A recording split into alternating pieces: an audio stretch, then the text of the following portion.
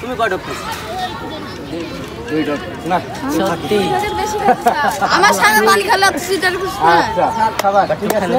এখান থেকে আমাদের চেষ্টা করতে হবে পানি আমরা প্র্যাকটিস চলাকালীন অবস্থায় যত কম খাওয়া যায় এটা আমাদের জন্য ভালো।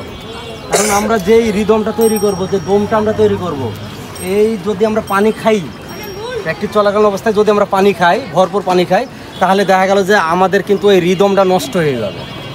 কারণ তখন পরবর্তীতে আমরা যদি ওই প্রেশারটা দিয়ে রানিং করতে যাই, স্ট্রেচিং করি, বা আমরা বলের আমাদের ব্যথা করবে, সাইডগুলান ব্যথা করবে, পেটের ভিতরে পানি লড়বে, তখন কি করব? তখন কিন্তু আমি আর পারবো না।